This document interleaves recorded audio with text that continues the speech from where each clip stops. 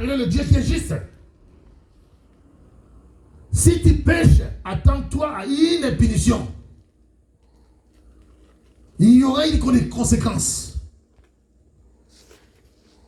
Surtout si tu le sais bien, tu sais que ce que je fais, ce n'est pas bien. Mais tu le fais.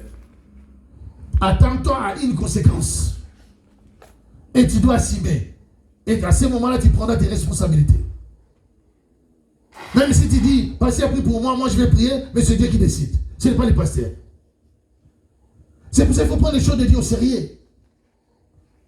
C'est pour ça aujourd'hui, on voit des chrétiens qui pleurent.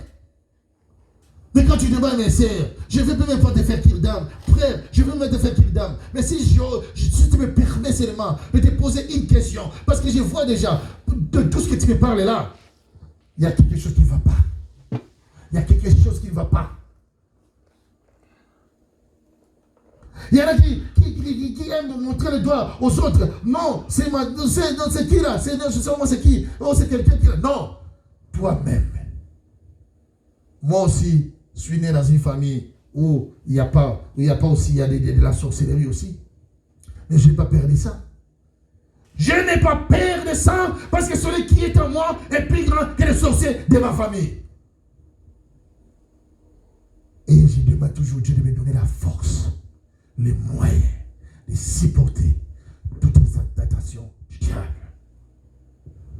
Mais si toi tu ne pries même pas, si toi aussi tu dis ah non, je n'ai pas le temps de prier, le temps de faire les radios à télé, t'en as, le temps de parler au téléphone, t'en as. Il y a des fois, moi je dis aujourd'hui je ne parlais pas au téléphone, je vais parler avec Dieu. Aujourd'hui, je ne regardais même pas le journal télévisé, je vais parler avec Dieu. Je vais me priver même de ça. Aujourd'hui, je ne vais même pas manger. Je vais parler avec Dieu. Aujourd'hui, je vais même dormir par terre, afin que je puisse parler avec mon Dieu. Parce que le diable, il est actif. Au moment où nous parlons, il est là. Il nous attend. Quand nous allons sortir seulement, il commence. Il s'arrête même, il n'arrête même pas.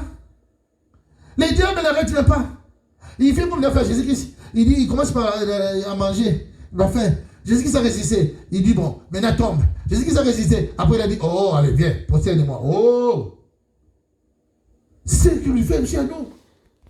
Il vient, il a beaucoup de stratégies pour nous atteindre, pour nous séduire. C'est pour cela qu'un chrétien peut être matérialiste. Un vrai chrétien peut être matérialiste. Ce monde passera. On voit beaucoup, non, je vais rouler dans une jeep, je vais voir une litière, une maison. Oh, ça fera quoi? Tu penses qu'en ayant cela, et tu auras l'accès au royaume des cieux? Tu auras au royaume des cieux? Essaye d'avoir une bonne relation avec ton Dieu, une bonne relation avec ton Père, et c'est ça qui t'amènera au ciel. Et toujours dire, Seigneur, donne-moi. Je sais que nous sommes dans un monde où la Bible dit, nous sommes sous le pouvoir du malin, c'est normal. Nous sommes sous le pouvoir du malin, c'est le malin qui est là, qui essaie de gérer ce monde, de dominer sur ce monde. Mais oui, c'est pour ça que nous serons tentés. On dit même les chrétiens et les non-chrétiens. Et regarde maintenant les non-chrétiens. Donc les non-chrétiens, voilà maintenant. Donc, et ils sont vraiment donc, ils n'ont pas les refuges. Ils ne savent pas où aller. Qui leur donnera les moyens pour résister aux tentations du diable? Qui leur donnera ces moyens? Mais nous, par contre, nous avons un avantage. Qu'il y a un Dieu qui est là pour nous. Il nous donne les moyens, la force de résister à toutes les tentations du diable. Mais tu te laisses faire. Le frère, il a l'argent. Le frère, là, il est beau. Et tu penses que Dieu ne peut pas t'envoyer un frère plus beau que lui? Toi, tu ne penses pas que Dieu peut te donner de l'argent plus que lui? C'est que lui, il a lui, là. Voilà comment nous sommes limités. Je ne fais pas ça pour la gloire de Dieu, car Dieu est capable de me donner plus que ça. Avoir confiance en ton Dieu. Et comme 1 Corinthiens nous dit ici, 1 Corinthiens 10, 13. Seigneur, nous vivons dans le monde où nous sommes entourés par les tentations, auxquelles nous sommes tous entourés par les tentations. C'est pour ça que Jésus nous a prévenus. Les tentations viendront. Les tentations viendront. Et quand cela viendra, et cela viendra aussi, tu dis, comme les moments viendra, tu dis, Seigneur, donne-moi la force, selon 1 Corinthiens 10, 13. Donne-moi les moyens, c'est ça qui t'est tenté de te donner. La parole de Dieu. La parole de Dieu. C'est pour ça que quand on prêche la parole de Dieu, mes frères et sœurs, prenez ça au sérieux. Il faut revoir, il faut écrire. Quand vous retournez à la maison, vérifiez. J'ai dit, il faut être comme les chrétiens libérés. Les chrétiens libérés, vérifiez. Et ce que c'est trouvé dans la Bible, considérez. Et ce qui ne se trouve pas dans la Bible, il rejetez. Ne soient pas les chrétiens, amen, amen, amen, amen. Non. Comme des ânes. Oui, non. Si c'est qu'on vous parle, si c'est qu'un homme de Dieu ou bien quelqu'un vous parle, mais c'est trouvé dans la Bible, il ne faut pas dire oui, il faut dire amen. Amen, cela veut dire je suis d'accord avec ce que tu dis. Après tu vas dire, c'est les passés à la main du erreur, les passés à la main du erreur. Ah ben, parce que tu n'as pas la connaissance de Dieu.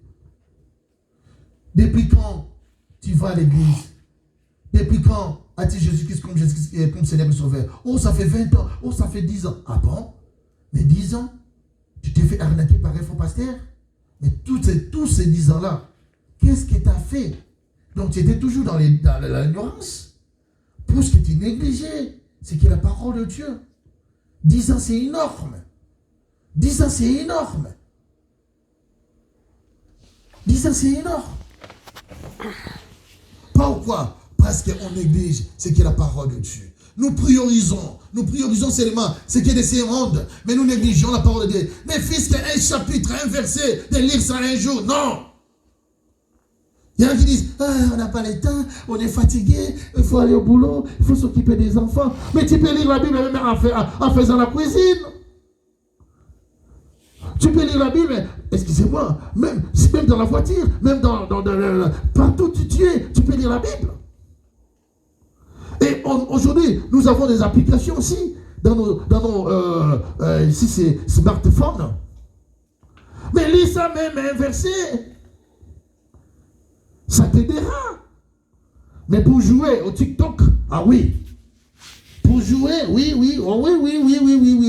Même les jeux de cartes, c'est des distractions. Mais on n'a pas le temps de lire même la Bible. Mais c'est téléchargé aussi. Voilà. Mais comment tu vas supporter maintenant les tentations? Comment tu vas supporter les tentations comme ça? Et les diables se moquent de toi. Ils disent, ah lui là-haut, laisse, lui oh. Bon, allez, toi va. Allez, attaque. Quand il vient à pour, tu tombes. Ah pourquoi? Parce que tu n'es pas éveillé. Tu n'es pas dans la vie de prière et tu ne veux pas lire la Bible. C'est pour ça qu'on nous dit, il faut lire la Bible. Et pour finir, on dit, Jésus a dit quoi? Donc ici, il y a des types de tentations. Donc des tentations, comme on nous a dit, il met donc les tentations est là. Et les tentations dans ce monde ici. C'est pour ça que Jésus lui-même a été touché. Mais il y a aussi d'autres tentations. Il y a une autre tentation aussi, comme on a vu par ailleurs, Jésus lui-même, comme il a été tenté. Donc c'est lui qui a été ciblé. Donc le diable peut te cibler aussi. Il peut te cibler. Alors si tu ne connais pas la Bible, donc tu vas tomber, tu vas être comme Adam et Ève. Mais si tu connais la parole de Dieu, tu vas résister comme Jésus-Christ. Ici, la leçon à prendre, c'est vraiment de nous revêtir des armatures de Dieu par la parole de Dieu et la prière pour résister sur toutes les tentations du diable. Et la Bible dit, si tu résistes, tu es ferme, il fuira loin de toi. Il doit fuir comme il a fui Jésus-Christ, comme Jésus-Christ l'a chassé. Jésus-Christ ne voulait pas se laisser faire à lui. Quand il dit, viens Satan, non, Jésus-Christ, il était ferme donc devant lui et il a fait quoi? Il a fui. Toi aussi, on te donne l'exemple aujourd'hui, sois ferme devant Satan. Mais il ne faut pas dire, oh non, parce que Satan m'a promis, il va me donner la gloire de ce monde. La gloire de ce monde, l'élévation vient ni de l'Orient, ni de l'Occident, ni du diable. Mais l'élévation vient de qui? De l'Éternel, Dieu des armées. Dit la Bible. C'est Dieu qui élève. Ce n'est pas le diable. C'est Dieu qui élève. aussi, je vais finir par un verset sur Luc 22, verset 28. Luc 22, chapitre 28. J'ai le nom de Jésus. Amen. Ici, Jésus parlait à ses disciples, il dit, vous êtes ceux qui avez persévéré avec moi dans mes épreuves. Voilà. Je pense que chez vous aussi c'est pareil. Dans votre version aussi. Jésus a dit quoi? Je pense que vous aussi, vous avez persévéré avec moi dans le... Donc, ça peut être aussi tentation.